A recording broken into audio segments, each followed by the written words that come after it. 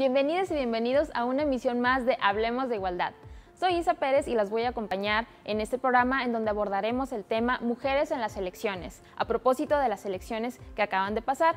Y nos acompañan en este programa personas de la Alianza Cívica, una ONG de la sociedad civil, también personal del Observatorio de Participación Política de las Mujeres, de la Fiscalía Especial de Delitos Electorales y también personas de la academia. Vamos a entrevistarlos y a platicar sobre este interesante tema de participación política de las mujeres. ¡Comenzamos!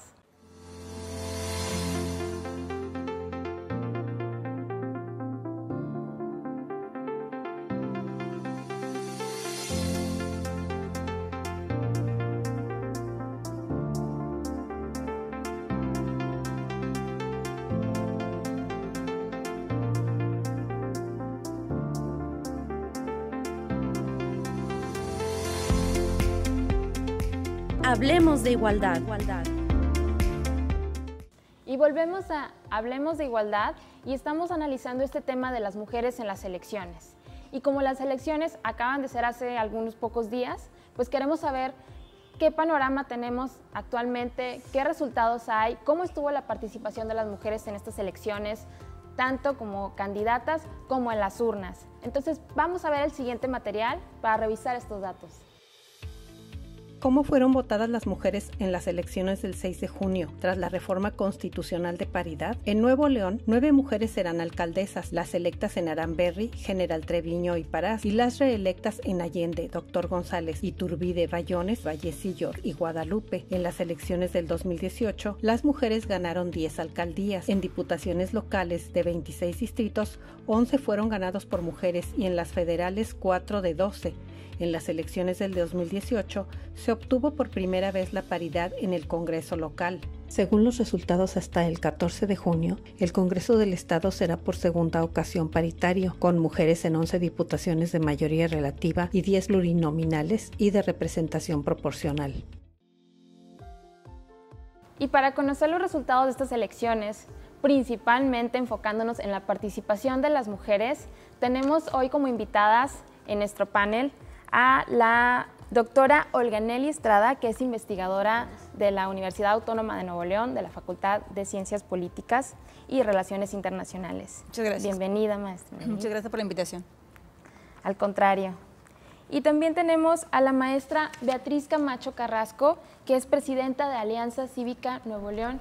Muchas gracias por estar aquí con nosotros, maestra. Al contrario. Muchísimas gracias por la invitación a ti al Instituto de las Mujeres. Bienvenida. Gracias. Y por último, tenemos a Carolina Ayala, que es enlace del Instituto Estatal de las Mujeres en el Observatorio de la Participación Política de las Mujeres. Muchísimas gracias por estar aquí. Bienvenida, Carolina. Hola a todas y gracias por invitarme, Isa. Gracias por estar aquí. Y queremos abordar justo este tema de la participación política de las mujeres en las elecciones, pues cómo se da en estas elecciones del 2021. Y tenemos mucho tema que analizar. Tenemos principalmente cómo es que se da esta participación, cómo es el acceso de las mujeres finalmente a las candidaturas, también cómo están participando las mujeres el día de la votación. Y bueno, estas elecciones se promocionaron como las más grandes de la historia, ¿verdad? Y se supone que también la participación de las mujeres incrementó muchísimo, así como también las mujeres votando en las urnas. Pero quisiéramos saber qué pasó en cifras, qué pasó con esta participación política de las mujeres, cuántas candidatas realmente estaban en este proceso desde el inicio y cuántas de estas candidatas que empezaron sus campañas llegaron finalmente a ocupar los puestos, o sea, ganaron los puestos de elección a los que se postularon. Me gustaría preguntarle a Carolina, por estos números, ¿cómo está esta situación, verdad? ¿Cuántas mujeres ganaron? Sí, pues mira, aproximadamente hubo 1,600 candidatas. Falta que la comisión emita el listado final, que fue el día de la jornada.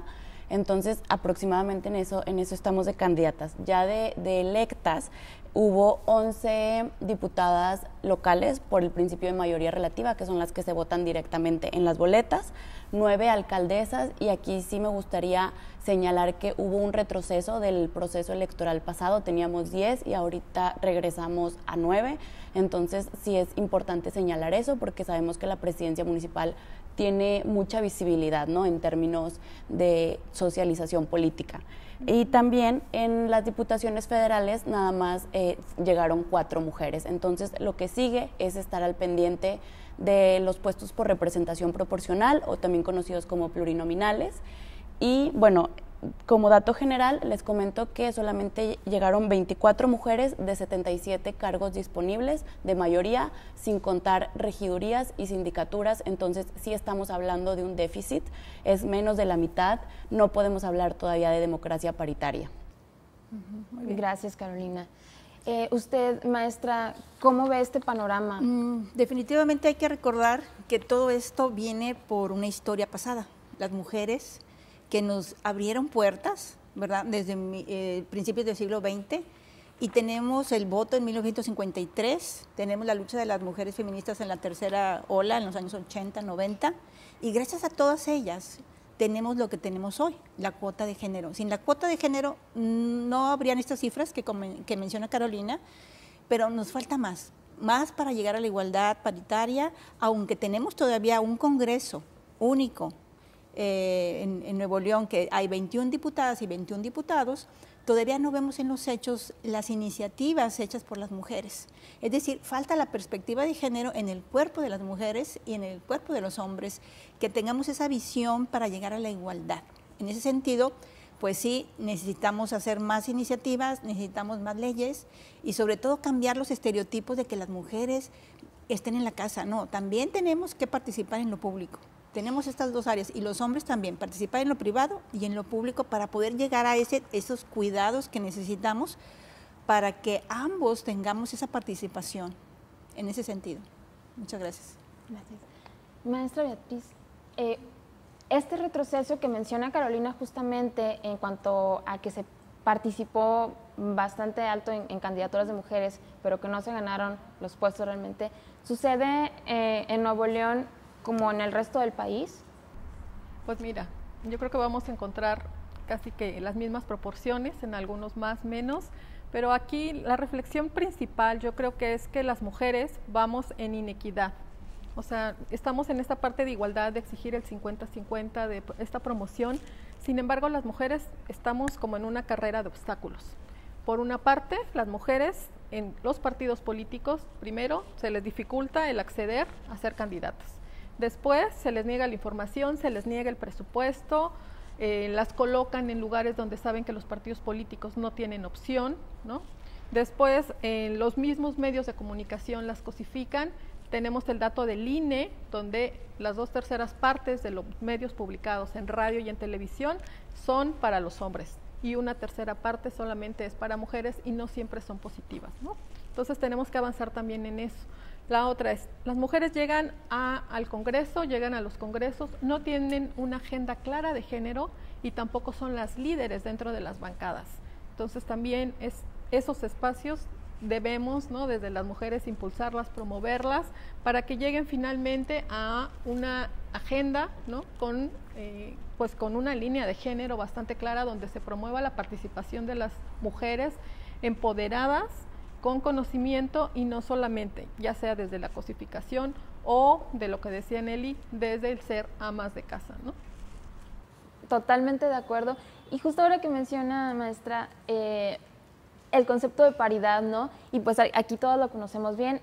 A lo mejor habrá quienes todavía no sepan a qué nos referimos cuando decimos paridad, cuando hablamos de paridad, pero que hay una reforma de paridad en el 2019. Me gustaría que definiéramos como brevemente, si me ayudan a definir paridad, pero también a identificar de qué manera esa reforma del 2019 ya ha permeado en los mecanismos de participación política de las mujeres. Entonces, ¿quién me gustaría aportar a esto? Pues, Isa, como comentabas, tenemos ya la reforma de paridad a nivel federal. Desafortunadamente, por lo que comentaban mis compañeras, el Congreso local no homologó la reforma de paridad a la ley electoral del Estado. Sí lo hizo con la de violencia política, sin meterse a la ley electoral, que esa es la que cuesta más trabajo, ¿no?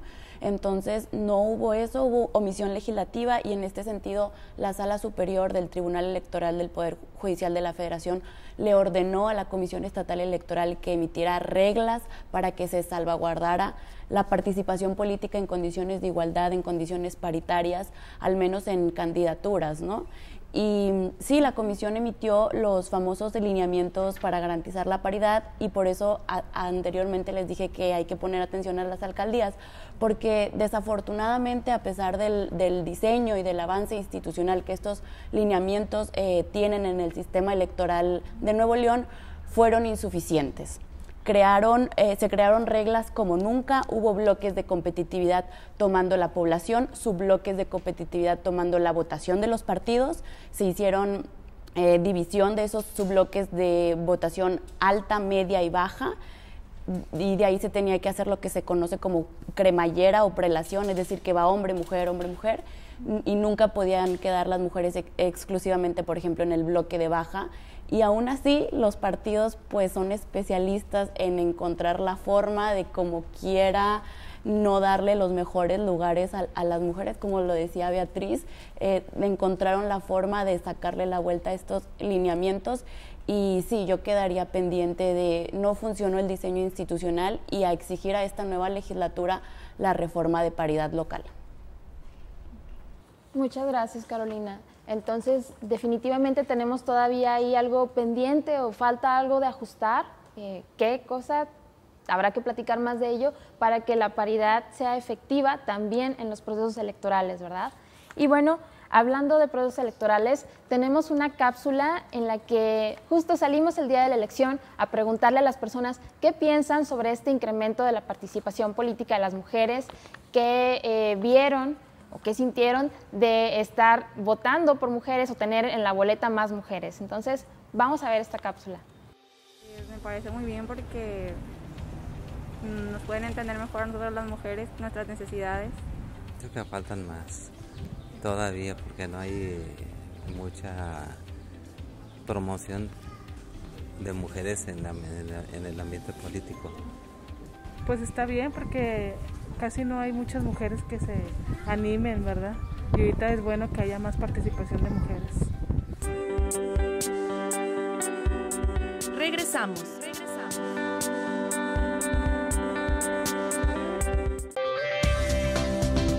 Continuamos.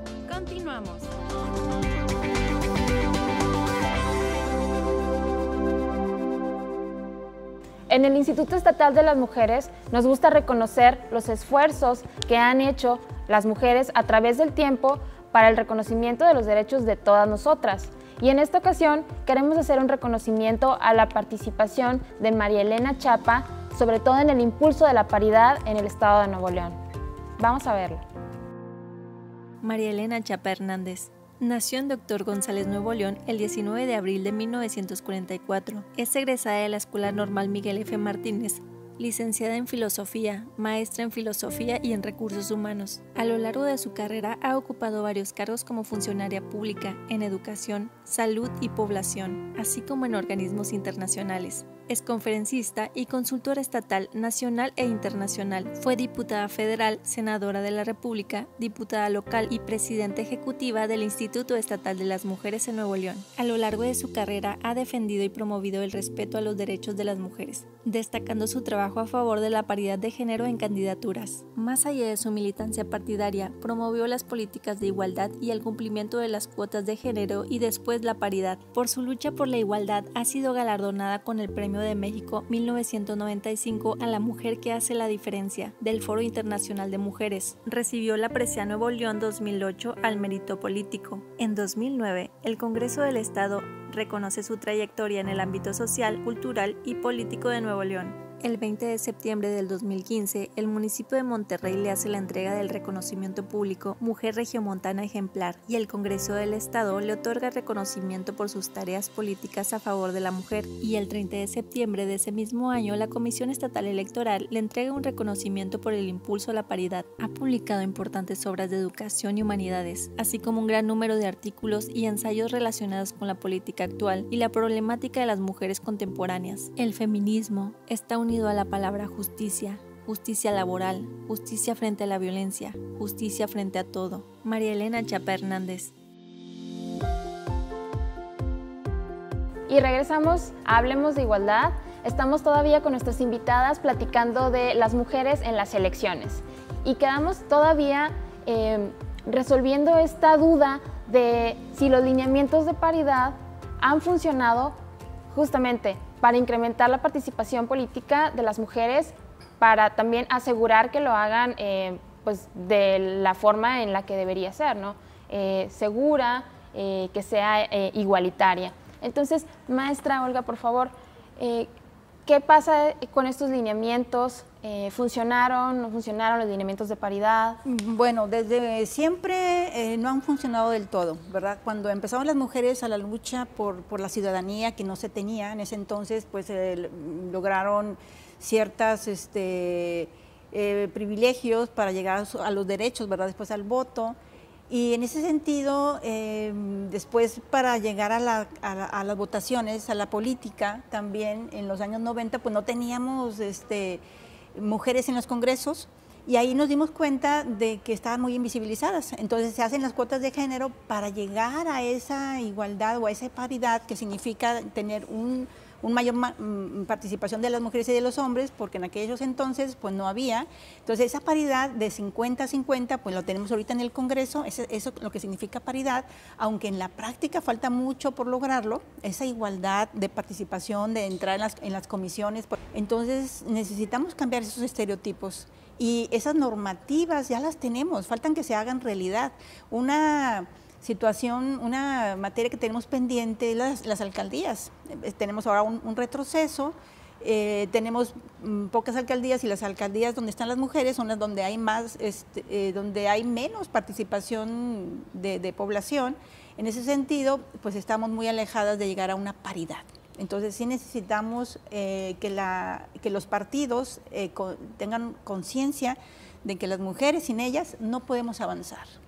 Muchas gracias. Totalmente, maestra Olga. Maestra Beatriz.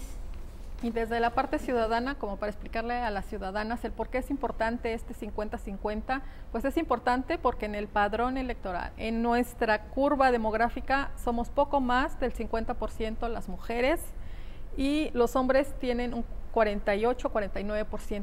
Sin embargo, cuando hacemos un análisis del poder, de cómo están ejerciendo en los diputados, en los alcaldes, en los diferentes puestos políticos, observamos que son casi 2/3 partes los hombres quienes ejercen estos espacios que inciden en nuestro día a día. ¿Cómo inciden? Pues en el tema del transporte, en el tema del medio ambiente, en el tema de los programas sociales. O sea, sabemos que las mujeres son quienes están más pendientes de cómo conseguir becas, de cómo buscar las despensas, de cómo beneficiarse de estos recursos públicos que finalmente son de todos, ¿no? Y de todas. Y por ello también las mujeres, ahora que hicimos la observación, pues son las más afectadas, ¿no? No se les está impidiendo llegar a este 50-50, se les bloquea de alguna forma y entonces no llegan a estos espacios. Aunque hay acciones afirmativas, es decir, a partir del marco legal se les está, ¿cómo se dice?, posicionando para que tengan esa opción. Lo que pasa es que en la realidad no está funcionando ese marco legal, no está siendo suficiente para que accedamos todas las mujeres a esos espacios. ¿Por qué? Porque no hay reglas claras. ¿O por qué? Porque los partidos políticos las bloquean, ¿no? Los mismos hombres, o podemos ver en las redes de comunicación, en Facebook, en Twitter, cuando hacemos el análisis de las candidatas, cómo existe esta violencia hacia las mujeres, ¿no? Y muchas veces promovidas por las mismas mujeres, que eso también es muy preocupante. Totalmente, claro que sí. Y justo este es el proceso electoral donde hemos visto incrementada la participación, ¿no? Vimos muchas candidatas, vimos a muchas mujeres y muy jóvenes también aventarse a competir por los puestos de elección popular, y sin embargo también vimos crecer una ola de violencia. Tristemente nos enteramos de que hubo una violencia tan fuerte que culminó en asesinatos, ¿verdad? Entonces estamos también todavía como asustadas o en shock de que haya sucedido esto cuando se pensaba que esto podría ser muy bueno, ¿no? Era una emoción ver a tantas mujeres participando. En este sentido, ¿qué estuvieron observando en el desarrollo de las campañas electorales? Me gustaría preguntarle también a Carolina. Sí, pues mira, desde que iniciaron las campañas y las precampañas, he sabido que este ha sido el proceso electoral más violento para mujeres y para hombres, pero aquí, bueno, hablamos de mujeres y en específico sí hubo un recrudecimiento de la violencia hacia las mujeres por razón de género y porque están participando en política. Entonces tenemos que hay un total de 21 candidatas asesinadas. Digo, las cifras pueden variar dependiendo la fuente, pero al momento es lo que se conoce y eso me parece espeluznante. O sea, cómo una mujer, porque ejerce sus derechos políticos y electorales, está poniendo en riesgo su vida. Desafortunadamente es la realidad. Y quisiera señalar que la mayor cantidad de víctimas está en municipios pequeños, rurales, donde hay poca presencia policíaca, donde a lo mejor el Estado no tiene todo el control del municipio y entonces eso es una gran área de oportunidad que desde el entramado institucional y legal no sé qué tan competencia sea de las autoridades electorales, ¿no? Pero definitivamente es algo que tienen que empezar a trabajar, hacer convenios de colaboración con seguridad pública porque no se puede repetir esto. Muchas gracias, Carolina. Y maestra Olga, usted también tiene comentarios sobre esta oleada de violencia. Así es, y no nada más ese es el feminicidio, ¿verdad? Dentro de la política, también es la violencia simbólica, la violencia verbal, la violencia presupuestal, la violencia física. Y en ese sentido tenemos que a nivel nacional, a nivel local, se hicieron muchos comentarios contra las mujeres que participaban en la política. Entonces ya está legislado, ya hay leyes, pero pues son leyes muy atenuadoras en el sentido que las sanciones, casi no hay sanciones, ¿sí? Es una disculpa pública o vete a tomar un curso de taller de género, que es muy importante para que lo tomen los políticos, sobre todo porque no se miden en las palabras para despreciar a las mujeres, las cosifican, las menosprecian, las subordinan y eso viene en el imaginario social colectivo masculino porque vivimos en una sociedad de sistema sexo-género en el cual siempre se ha menospreciado al ser mujer. El ser mujer en años anteriores, inclusive hasta en los partos, ni se cobraba cuando nacía una niña, se cobraba cuando nacía un niño. Entonces, todos esos imaginarios todavía prevalecen en la sociedad donde no se le da ese valor a lo femenino y tenemos que cambiar nuestro vocabulario y definitivamente hay que sancionar a aquellos políticos que menosprecian a las mujeres nada más por el simple hecho de ser mujeres y participar en la política.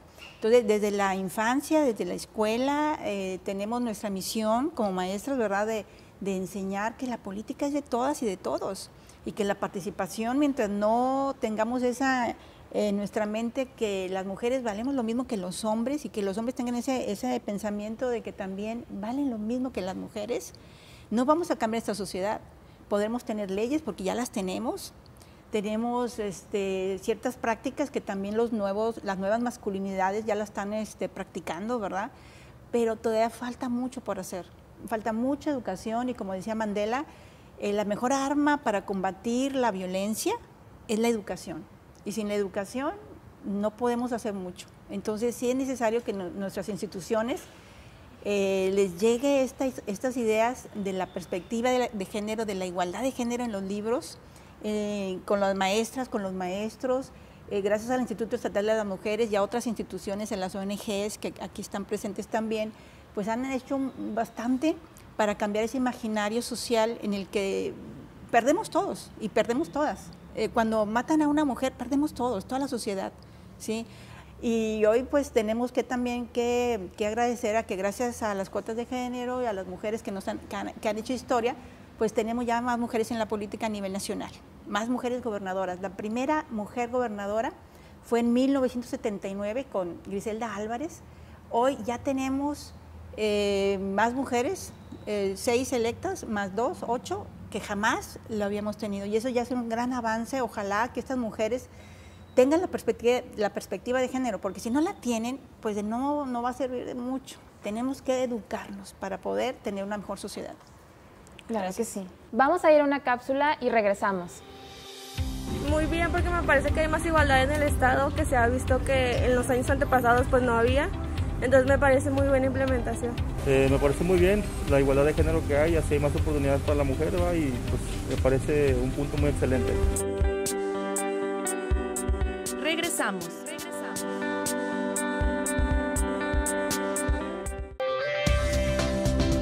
Continuamos.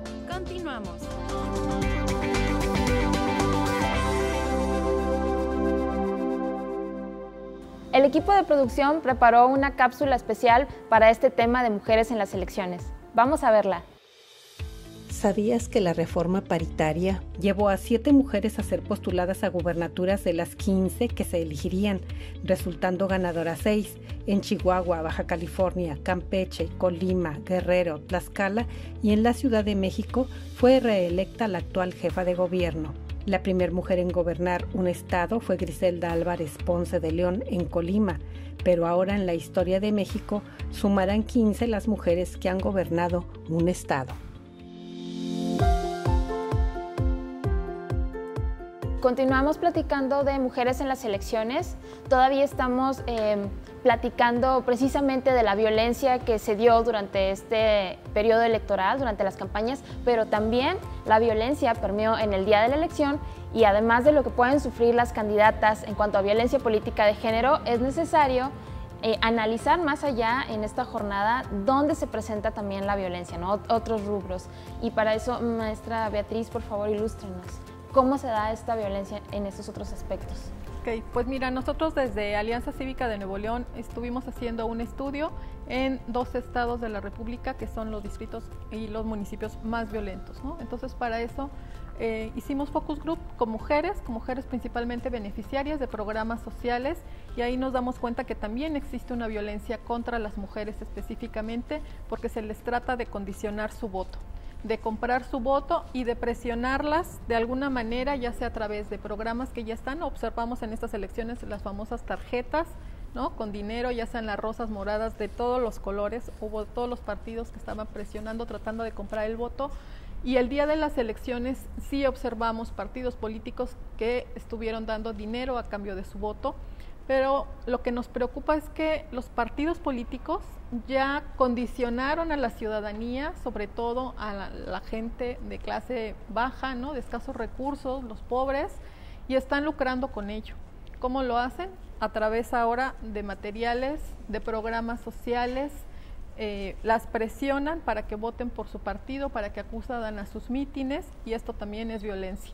¿Por qué contra las mujeres? Porque las mujeres somos quienes estamos más cerca de nuestros hijos, entonces, como ya dije hace rato, es a través de las becas, a través de los programas sociales, y estamos ahí presionadas, ¿no? Y los partidos pues presionan de otras maneras a los hombres, son súper diferentes, ¿no? A las mujeres es en lo privado y a los hombres en lo público. ¿Cómo lo hacen? Pues también a través de espacios, a través de permisos, de taxis, por ejemplo, encontramos permisos también para tener algún tipo de negocio. Esa es la forma de presionar. Y entonces pues estamos preocupados por ese tema que también es violencia política, y también recordemos un poco que con este tema de la pandemia pues venimos con violencia ya social que también se vio reflejado en este proceso electoral. Muchas gracias por hacer estos apuntes de que esas situaciones de compra de votos o de coercionar también, ¿verdad? Obligar a votar por algún candidato, comprometer el voto, que es pues una herramienta ciudadana y es un derecho también, eso es violento. Muchas gracias por puntualizarlo. Y justo hablando de estos temas que, bueno, ahorita los estamos analizando ya más tranquilamente, ¿verdad? Paridad, violencia política de género, pero estos temas estuvieron en agenda de la ciudadanía, en agendas de mujeres, siendo impulsados desde sociedad civil, y finalmente ya se cristalizan en reformas como la de paridad del 2019, violencia política de género, también ya empieza a permear los espacios para que se pueda combatir. Entonces, esto no fue como obra de magia, sino más bien de mucho trabajo, de muchos años y de estar en la agenda de las mujeres. Entonces, ahora quisiera que pudiéramos comentar qué propuestas en estas elecciones se vieron en favor de la agenda de las mujeres, qué propuestas pues realmente tuvieron perspectiva de género, porque si no, no podríamos decir que están en la agenda de las mujeres, ¿verdad? Entonces, si no tienen perspectiva de género, como lo que menciona la tarjeta rosa, quizás no sea, ¿verdad?, una propuesta que beneficie a las mujeres. Entonces, me gustaría empezar con Carolina para que nos comentara qué agenda vio presente durante estas elecciones, qué propuestas puede resaltar o qué cifras también podamos tener de eso. Con gusto, Isa. Pues como dices, las propuestas para mujeres sin perspectiva de género que había eran totalmente asistencialistas o cosas que ya son como una obligación. Por ejemplo, recuerdo algunos candidatos que decían, mi gabinete va a ser paritario.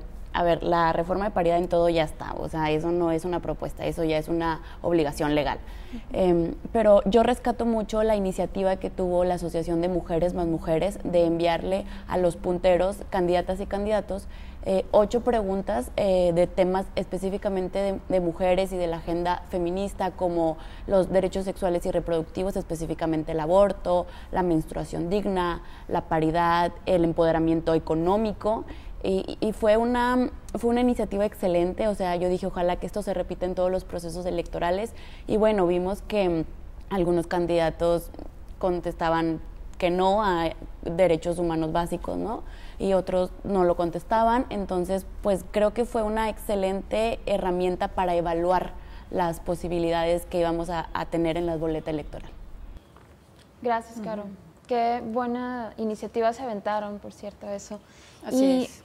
Maestra Olga, justo para seguir comentando usted, ¿qué vio ahí en la agenda política que lanzaron? Sí, yo vi una ausencia de políticas públicas para las mujeres en esta agenda política y sin perspectiva de género. Sí comentaron algunas cosas, por ejemplo, que algunos candidatos iban a tener la paridad, ¿verdad?, también dentro de su gabinete, pero eso del dicho al hecho falta mucho, ¿verdad?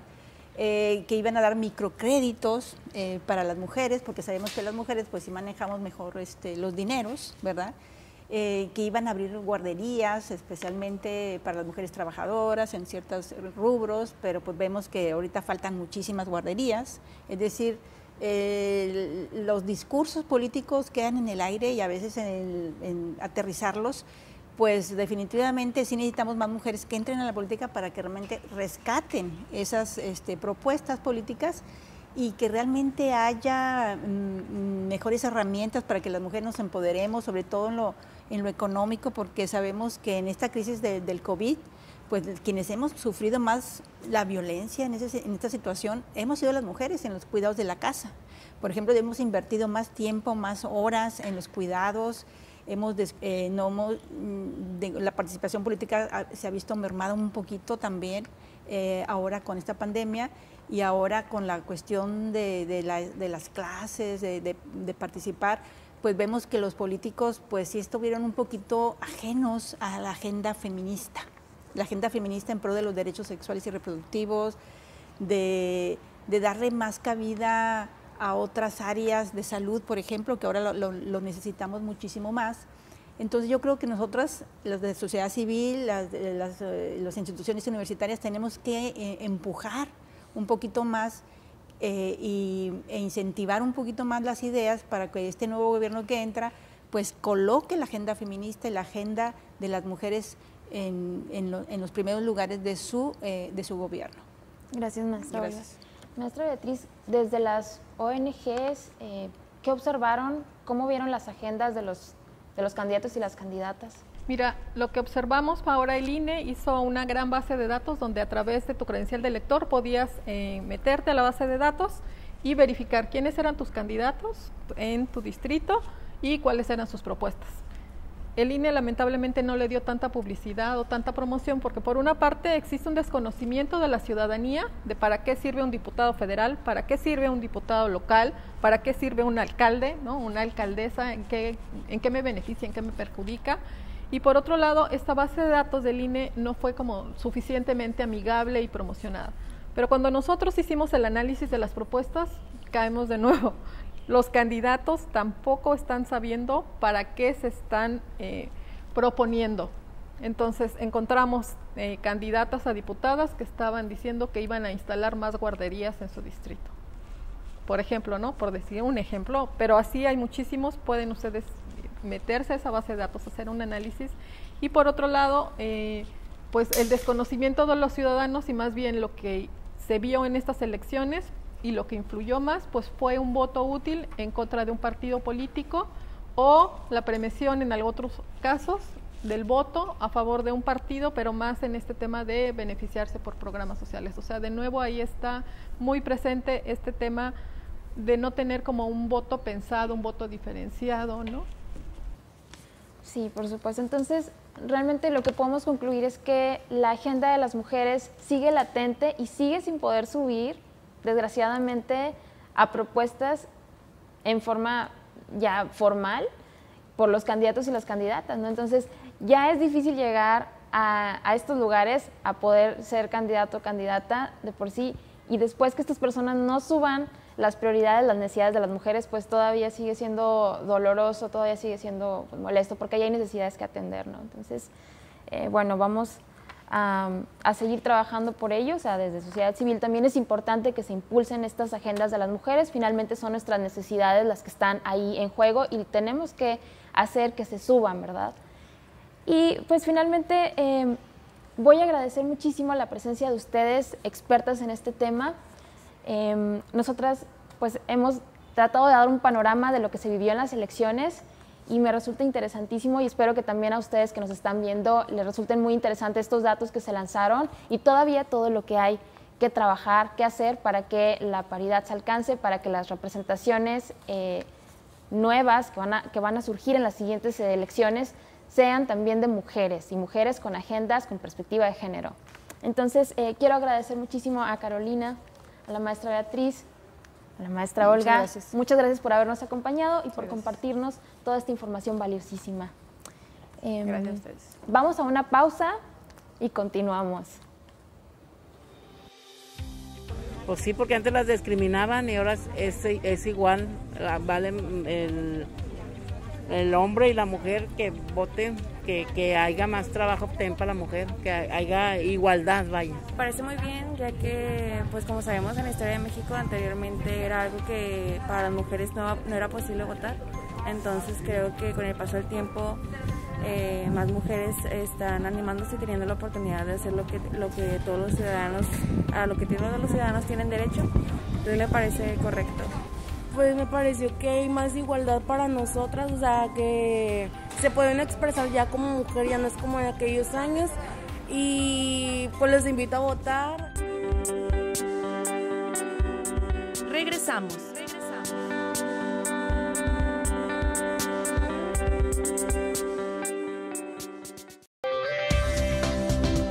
Continuamos.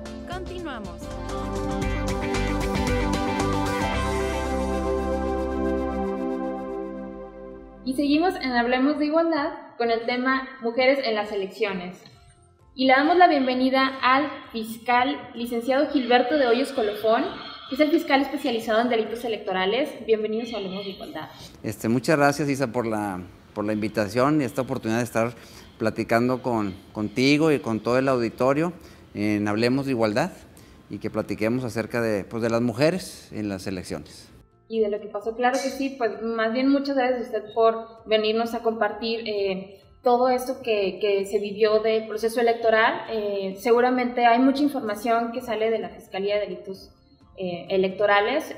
Tuvimos una oleada de violencia política contra las mujeres, violencia de género, pero también fue una jornada bastante sangrienta, ¿no? Entonces, lamentablemente nos tenía muy atemorizados. Las personas estuvimos sujetas a vivir experiencias pues no tan agradables para una jornada en donde nosotros vamos a emitir nuestro voto, ¿no? Entonces, pues justo es preguntarle desde la Fiscalía qué se observó durante las campañas electorales y después el mero día de la elección. Quisiéramos que nos compartiera esto. ¿Qué datos tiene también? Claro que sí. Bueno, en primer lugar, creo que es importante lo que tú mencionas en resaltar el tema de, bueno, obviamente la importancia y la participación de las mujeres en la elección, pero sobre todo el tema de la violencia política. Y ese es el tema de esta elección, ¿no? La violencia política, no solamente en contra de candidatas, sino también de candidatos y de personas relacionadas con partidos políticos, o sea, dentro del tema de las elecciones, ¿no? Entonces, el tema principal fue el tema de la violencia, las agresiones, las lesiones, inclusive los homicidios que se cometieron durante todo el país en el tema durante esta época de campaña, sobre todo donde hubo muchos atentados. Entonces, pues creo que el tema de la violencia lamentablemente es el tema de estas elecciones, ¿no? Y bueno, y por consiguiente, bueno, tenemos también el tema estamos hablando en un programa donde el título es las elecciones, la mujer y las elecciones, y bueno, pues aquí el tema de la violencia política en razón de género es un tema que pues yo pensé que iba a ser el tema el día o sea, durante esta época del proceso electoral, pero no. En realidad, pues, como lo comentamos un poquito, fue el tema de la violencia, pero no deja de ser la violencia política un tema pues de gran...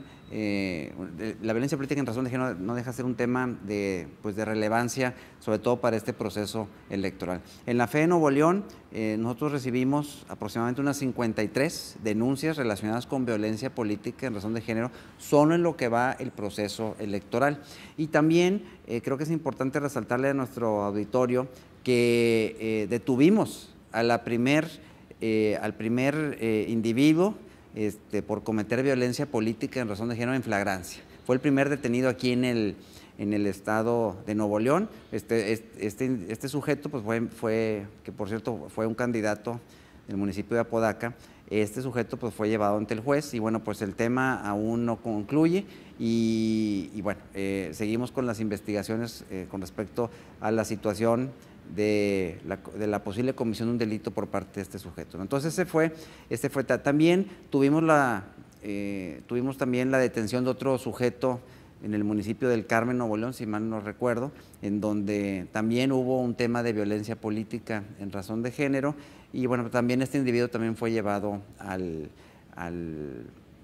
el juez, ¿no? Pero en la FE de Nuevo León, inclusive desde mucho antes de que iniciara el proceso electoral, tomamos nosotros como bandera el tema de la erradicación y el combate hacia la violencia política en razón de género. Entonces inclusive nosotros en la FE de Nuevo León tenemos una dirección especializada en el tema de género, tenemos también una agente del Ministerio Público especializada en temas de violencia política en razón de género, con la finalidad de que pueda atender, acompañar a la víctima, que vaya a la Fiscalía Electoral, a la FE de Nuevo León, para poder denunciar pues una conducta ilícita como viene siendo el tema de violencia política en razón de género.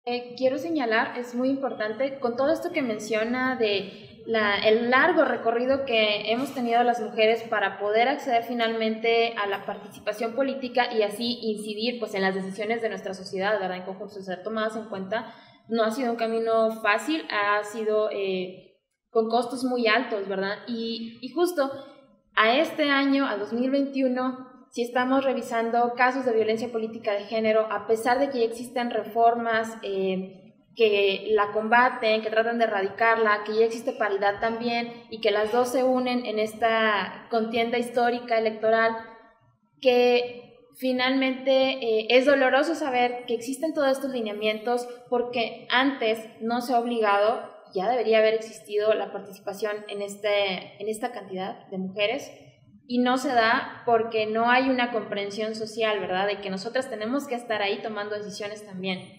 Y entonces, respecto a esto, pues la Fiscalía también ha desarrollado estos protocolos que menciona y a mí me gustaría que nos platicara cómo funcionan estos protocolos para atender la violencia política en razón de género y cómo ayudaron a las candidatas que presentaron sus denuncias en este proceso electoral. Claro que sí. Generamos este protocolo de atención a las víctimas de violencia política en razón de género. Creo que es importante resaltarle al auditorio que la violencia política en razón de género solamente la va a sufrir la mujer. Por ahí me preguntaban que si también el hombre. No.